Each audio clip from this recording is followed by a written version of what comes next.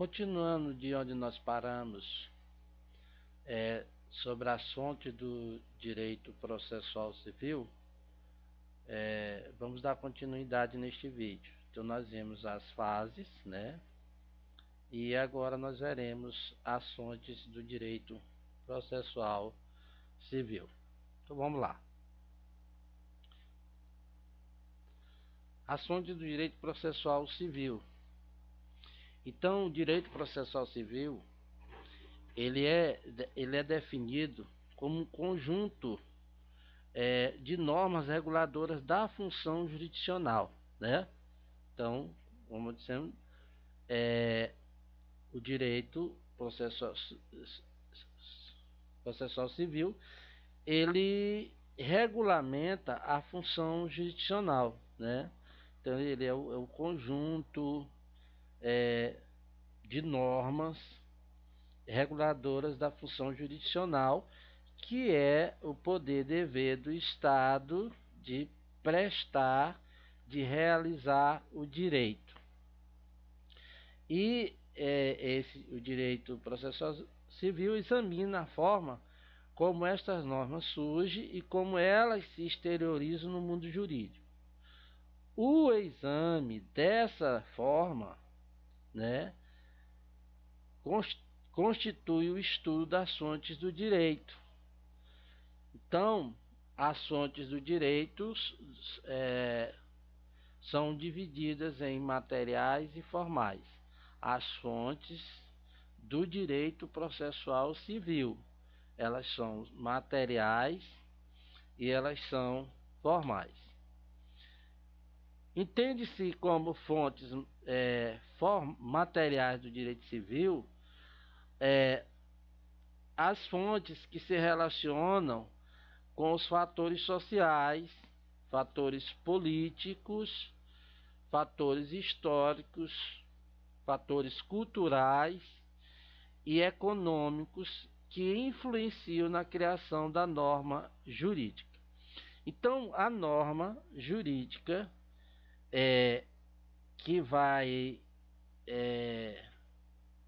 regular a sociedade, ela surge a partir desses fatores sociais, fatores políticos, fatores históricos, fatores culturais, fatores econômicos.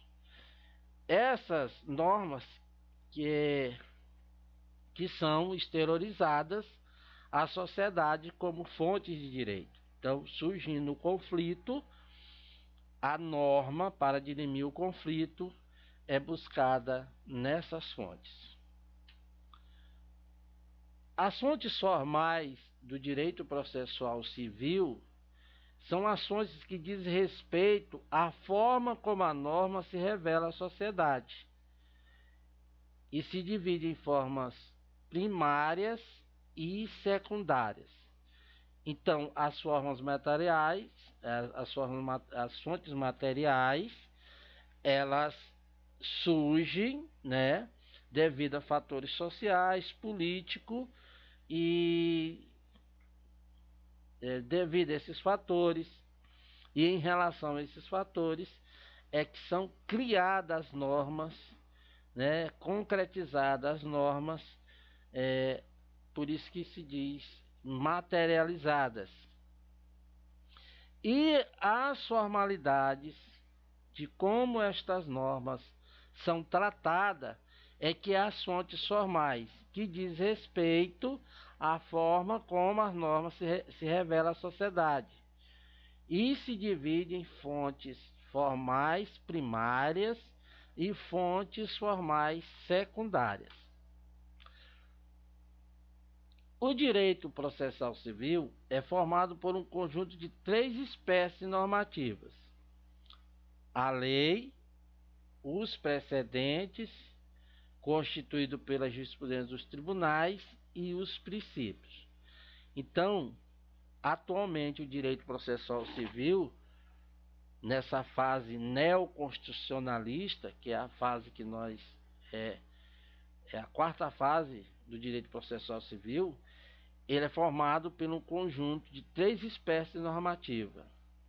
Hoje, não é só a lei que é mais norma, não é só a lei não é só a lei que é norma, mas nós temos também as decisões reiteradas dos tribunais, que formam jurisprudências, que formam precedentes, e também os princípios, esses princípios de respeito aos princípios constitucionais, de respeito aos direitos fundamentais. Então, nós vamos agora para as fontes primárias. As fontes primárias, ou seja, as primeiras fontes, as principais fontes, são o precedente e a lei. Até pouco tempo, as fontes o direito processual só tinha uma fonte primária, que era a lei. Hoje nós temos o precedente, que o precedente é mais forte do que a própria lei, porque o precedente carrega os princípios, e esses princípios são princípios constitucionais. Então, as decisões dos tribunais que são reforçadas pelos princípios constitucionais passam a ter até mais poder do que a própria lei. Então, o artigo 927 do atual Código de Processo Civil resume o grau de obrigatoriedade dos precedentes dos tribunais superiores. E o precedente é a decisão judicial sobre um caso concreto, né? Quando se falar em precedente, é uma decisão judicial sobre um caso concreto, e essa decisão servirá de base para outros casos semelhantes, que pode servir como diretriz para o julgamento posterior de casos análogos. O Brasil vem consolidando o sistema de precedente previsto no novo Código de Processo Civil, que é o Código de 2015, que adotou a teoria do stare decisis, ou seja, esse stare decisis é o sistema de força obrigatória dos precedentes. Como exemplo, as sumas vinculantes, o controle abstrato do direito constitucional, né? As ações diretas de inconstitucionalidade, as ações diretas de constitucionalidade, as ações diretas de preceitos fundamentais, o julgamento de recursos repetitivos, aí previsto no artigo 1036 do Código de Processo Civil, e o incidente de resolução de demandas repetitivas, IRDR. A lei, também como uma fonte formal primária, é a fonte primária imediata do direito, e aqui diz que o Estado Democrático de Direito prevê que ninguém será obrigado a fazer ou deixar de fazer alguma coisa senão em virtude de lei. Por isso ela é a fonte primária imediata. Não há ninguém obrigado a fazer ou deixar de fazer alguma coisa se não constar isso na lei. As fontes formais secundárias: princípios, doutrinas e jurisprudência, né? As fontes formais primárias é o precedente e a lei. As fontes formais secundárias: os princípios, a doutrina e a jurisprudência. Os princípios, dispostos principalmente nos artigos 1º a 12 do Código de Processo Civil, na lição de Luiz Roberto Barroso, ministro do Supremo, o ponto de partida do intérprete há de ser sempre os princípios constitucionais, que são o conjunto de normas que espelham a ideologia da Constituição, seus postulados básicos e seus fins. A atividade de interpretação da Constituição deve começar pela identificação do princípio maior que rege o tema a ser apreciado, descendo do mais genérico ao mais específico, até chegar à formulação da regra concreta que vai reger a espécie. O ministro está dizendo que o juiz, ao deparar com um conflito, ele vai analisar esse conflito, levando em conta, em primeiro lugar, os princípios, precedentes, jurisprudências, a norma, o direito positivado, mas sempre nessa escala dos princípios constitucionais como sendo os primeiros. O neoconstitucionalismo conferiu status de norma aos princípios. Atualmente, regras e princípios são, na verdade, espécies de normas. Doutrina. A doutrina é o conjunto dos princípios, ideias e ensinamentos de autores e juristas que servem de base para o direito e influencia e fundamenta as decisões judiciais. É fonte do direito, utilizada também para a interpretação das leis, fixando as diretrizes gerais das normas jurídicas. No caso, nós estamos utilizando uma doutrina do professor Donizete. A jurisprudência. As jurisprudências são as decisões proferidas pelos tribunais. Não poderá ser por si só justificar uma sentença ou decisão judicial. Poderá, todavia, reforçar a conclusão do julgador. Note-se que a jurisprudência poderá ter força equiparada das normas jurídicas, tornando-se fonte formal, quando transforma-se em súmula vinculante.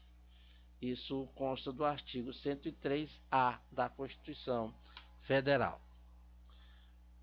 Tanto a jurisprudência como o precedente judicial, eles resultam da norma jurídica construída para o caso concreto, julgado.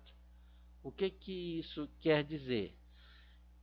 Quer dizer que quando o magistrado ele julga um caso, aquela decisão, aquela sentença, ela é como se fosse uma norma, como se fosse uma lei. É uma norma construída para aquele caso. Aquele caso, a norma superior que vai regrar aquela situação é a sentença do juiz. Então, tanto a jurisprudência como o precedente judicial resulta da norma jurídica construída para o caso concreto, ou seja, essa decisão do juiz que vai para os tribunais e lá é reanalisada, ela pode se tornar uma jurisprudência e um precedente, ou seja, e eles então nasceram de um caso concreto. Essa norma jurídica é chamada de ratio decidendi, razão de decidir, sendo o fundamento normativo da decisão. Tem caráter de universalidade por ter aptidão para ser aplicado em outros casos análogos, por isso o termo universal. Formação da jurisprudência. Quando a razão de decidir começa a ser utilizada em outros casos concretos, surge o que denomina de jurisprudência, significando que a jurisprudência se resume com a reiterada aplicação de um precedente. E se a jurisprudência passa a prevalecer em um tribunal, torna-se jurisprudência dominante. No Brasil, tanto os precedentes como a jurisprudência produzem efeito jurídico. Essa jurisprudência que é rotineiramente acatada e aplicada, ela pode se tornar uma súmula vinculante, que aí tem uma aplicação obrigatória e de caráter geral. A formação da súmula é o anunciado, ou seja, o texto da razão de decidir que tem sido reiteradamente aplicada pelos tribunais. Também se extrai da doutrina que não se pode criar ou interpretar a súmula de forma dissociada de sua origem, devendo ser analisada com base na razão de decidir. Súmula não se desgarra da sua origem, conforme determinação no artigo 926, parágrafo 1º do Código de Processo Civil. Ou seja, aqui está dizendo que o juiz, ao utilizar uma súmula do Supremo Tribunal Federal, ele não pode simplesmente aplicar a súmula sem analisar da onde veio a origem da súmula, porque pode ser que a súmula não tenha nada a ver com esse caso que está sendo analisado pelo magistrado. Então, aí nós encerramos, né, mais um vídeo sobre o direito processual civil. No próximo, nós continuaremos com o próximo assunto.